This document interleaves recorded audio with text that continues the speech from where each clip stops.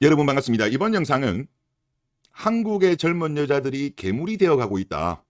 이야기 좀 해보려고 합니다. 일단 결론부터 이야기하면 물질 만능주의 그리고 자유위원회 이게 이제 결합이 되면서 괴물이 되고 있는 것 같습니다. 어제 충격적인 기사가 나왔는데 7급 공무원 여자입니다. 중앙부처에 근무하는 이 사람이 사무실 근무 도중에 노출 방송을 진행을 했대요. 20대라고 합니다. 그리고 요 케이스 같은 경우는 뭐 돈 받고 그런 건 아닌 것 같은데 사무실에서 방송을 라이브로 켜고 윗옷을 들어 올려갖고 신체를 노출하고 화장실에서 옷을 갈아입는 그런 모습을 라이브로 보여줬나 봐요. 그리고 방송 도중에는 정부를 상징하는 태극 모양이 찍힌 문서를 작성하고 공무원증을 목에 걸기도 하고 부처 조직도 일부 노출이 되었다고 합니다. 충격적이죠.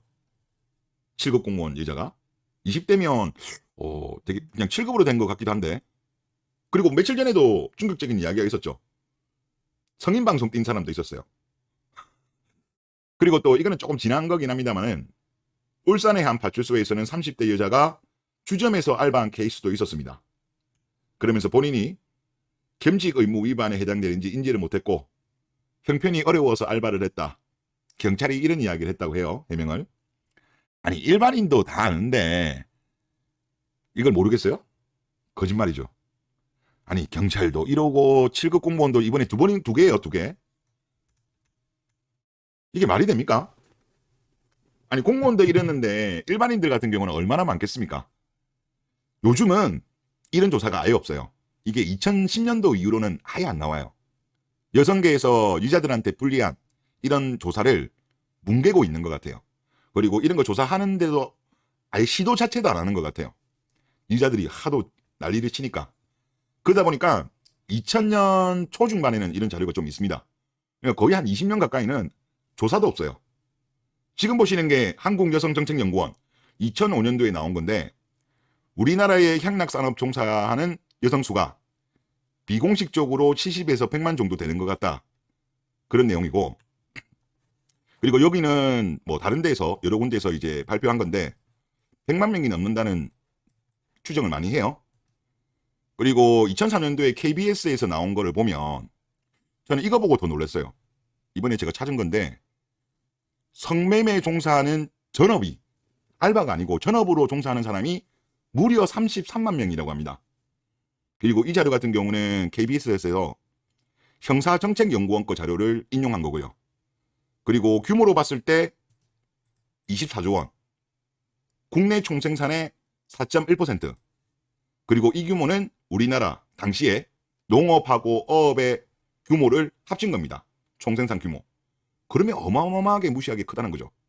그리고 전문적으로 최소 33만 명이 넘고, 그러면 33만 명만 하더라도 그때 당시로 봤을 때 20대 30대 젊은 여성의 25명 가운데 1명이 성매매 전업이었어요. 4%가.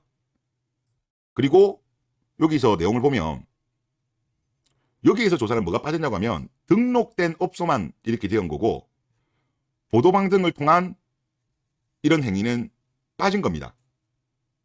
그러면 훨씬 더 규모가 클 거라고 분석을 하고 있는 거예요. 그리고 그때 당시 뭐 국내만 이랬습니까? 이때 해외로 엄청 많이 나갔거든요. 우리나라 여자들이 원정으로. 그래서 미국에 8,000명, 미국에서 원정 성매매라고 2006년도 중앙일보 기사. 그리고 밑에 보면 미국 LA 매춘의 90% 이상은 한국 여성. PD 수첩에 나왔던 걸 보면 미국 내 불법 매춘은 한국계가 장악. 그리고 2014년도 기사를 보면 26세 이상 여성 일본 워킹홀리데이 길이 막혔다. 원정 성매매가 워낙 많아가지고. 그리고 호주 외국인의 매춘 여성 중 한국인이 17%. 그러니까 이게 다 우리나라가 못 살 때가 아니에요.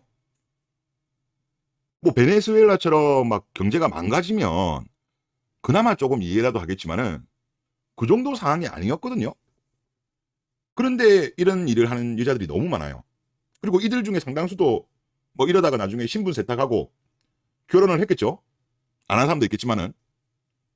그러니까 이게 정말 뭔가 문제가 있는 거예요. 최근 자료는 아예 없어요. 그냥 통계 자체를 안 내요. 지금 큰 차이 있을까요? 저는 큰 차이 없을 것 같은데요.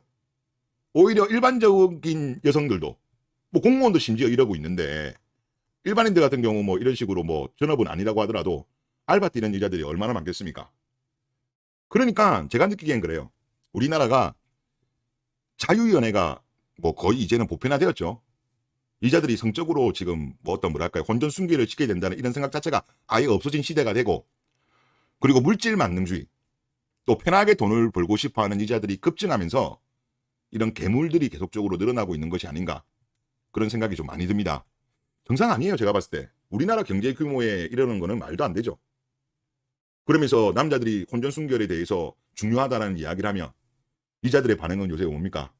요즘 그런 여자 어디 있냐면서 찌질하다면서 그렇게 이야기를 하는데, 우리나라가 지금 최악으로 간 거예요. 우리나라에는 없죠. 해외로 눈을 돌리면 많죠. 그리고 우리나라 지금 여자들이 이렇게 막 이렇게 돈을 쉽게 벌려고 하는 게 뭐 때문에 그렇겠습니까? 열심히 이렇게 해가지고 돈을 모아가지고 본인들이 나중에 이걸 종잣돈으로 나중에 뭐 신분 세탁하고 결혼할 때 보태냐? 아니에요. 보통 보면 돈 모으는 여자들 별로 없어요. 그런 이야기 많이 들어보셨을 겁니다. 보통은 이제 또 가소비하죠.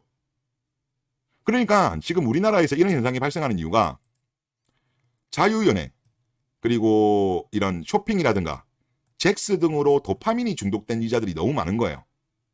이게 밑에 자료 한번 보시면 우울증의 원인 중에서 도파민이 부족해서 발생한다고 합니다.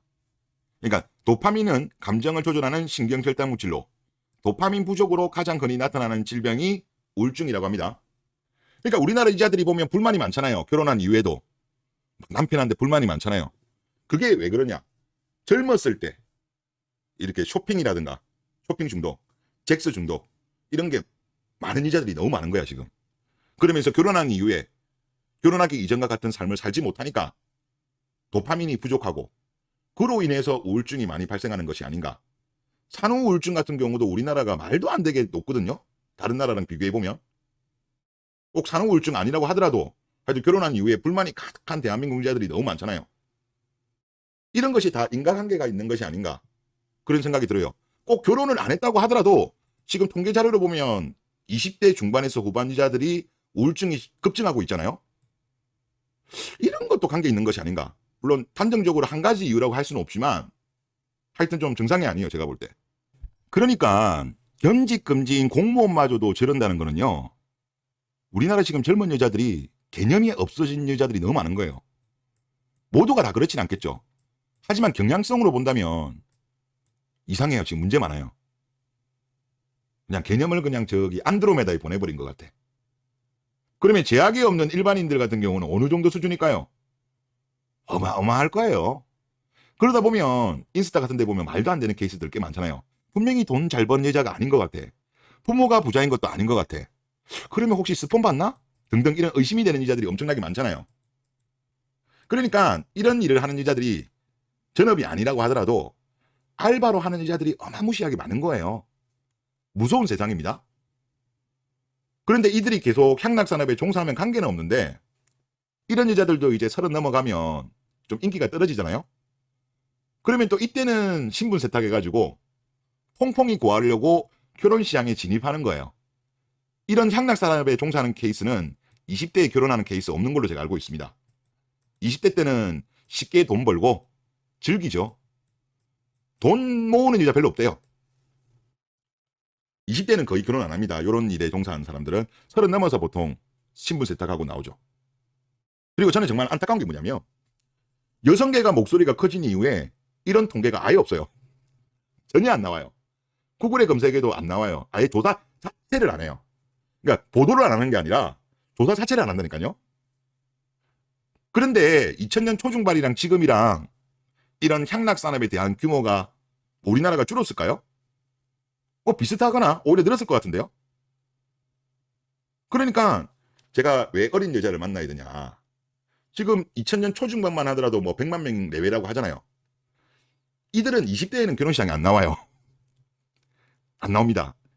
그렇기 때문에 30대에는 이런 여자를 만날 가능성이 급증하는 거죠. 급증하는 거죠. 그래서 한국 여자를 만날 거면 그래도 이왕이면 어린 여자 만나는 게 나을 것 같고, 물론 저의 길로는 한국 여자보다는 뭐 믹타오라든가 국제결혼 쪽이 낫다라고 보는데, 하여튼 대한민국의 지금 젊은 여자들의 마인드를 보면 심각해요. 우리나라가 지금 못 사는 나라도 아니고 뭐 상대적 빈곤이 지금 문제인 거지만 절대적 빈곤은 해결됐거든요. 우리나라가 예를 들어서 진짜 절대적 빈곤 상황을 겪는 상황에서 여자들이 이런 일을 한다? 그나마 좀 이해라도 하죠. 근데 이런 일을 하는 사람들이 절대적 빈곤의 문제가 아니고 편하게 돈 벌고 싶고 소비는 많이 하고 싶고 그렇기 때문에 이런 일에 종사하는 자들이 많은 거예요. 그리고 뭐 이런 거에 대해서 뭐 사실 단속도 제대로 안 하죠. 참 요즘 젊은 여자들을 보면 무섭다 그런 생각이 듭니다. 네, 이번 영상 여기서 마치겠습니다.